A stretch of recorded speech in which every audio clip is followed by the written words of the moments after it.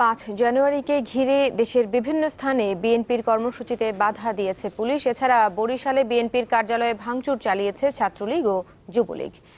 এ সময় সাংবাদিক সহ আহত হন বেশ কয়েকজন এবং চট্টগ্রাম, খুলনা এবং সিলেটেও পুলিশি বাধায় পণ্ড হয়ে গেছে বিএনপির কালো পতাকা মিছিল। তবে কিছু জায়গায় তারা বাধা ছাড়াই সমাবেশ করেছে।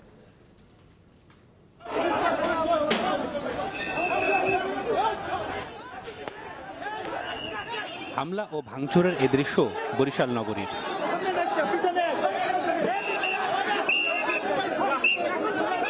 5 জানুয়ারির কর্মসূচিতে বরিশালে সকাল থেকে দলীয় কার্যালয়ে আসতে থাকেন নেতাকর্মীরা। উপলক্ষ কালো পতাকা উত্তোলন ও সমাবেশ। কিন্তু হঠাৎই সেখানে ছাত্রলীগ, যুবলীগের হামলা।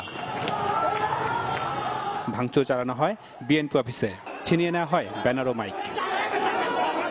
পুলিশের সহায়তায় ছাত্রলীগ আমাদের মাইক, টানানো মাইক সব খুলে নিয়ে গেছে এবং আমাদের নেতাকর্মীদের জড়ো হতে দিচ্ছে না। আমাদের মোড়ে মোড়ে তাদের ছাত্রলীগ এবং পুলিশ বাহিনী ভয়ভীতি সঞ্চার করে এখানে জড়ো হওয়ার অনুষ্ঠান কর্মসূচি বানচাল করার জন্য তারা অপচেষ্টায় লিপ্ত আছেন। ধাক্কাধাক্কির মধ্যে আওয়ামী লীগের লোকজনও কিছু কিল ঘুষি খেয়েছে, বিএনপির লোকজনও কিছুটা চটফাপড় খেয়েছে। এটা অস্বাভাবিক না। এখন পরিস্থিতি আপনারা দেখছেন যে আমরা এখানে অবস্থান নিয়েছি স্ট্রং ভাবে। কার্যালয় থেকে বেরিয়ে যাওয়ার সময় ফের হামলার শিকার নেতাকর্মীরা। এ সময় সাংবাদিক সহ আহত হন বেশ কয়েকজন।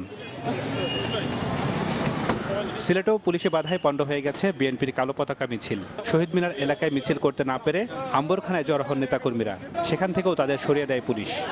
বিএনপিকেই তার কর্মসূচি পালন করতে দিচ্ছে না। সেই দৃষ্টিকোণ থেকে তো স্বাভাবিকভাবে সকল জনগণই, আজকালকার জনগণ, বাংলাদেশের 14-16 কোটি মানুষই উপলব্ধি করছে এদেশে কোনো গণতান্ত্রিক চর্চা বা গণতন্ত্র নাই।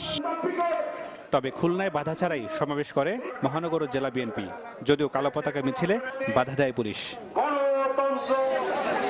চট্টগ্রাম, ঝিনাইদহ, টাঙ্গাইল, ব্রাহ্মণবাড়িয়া সহ অনেক জায়গায় পুলিশি বাধার মুখে পড়ে বিএনপির কর্মসূচি।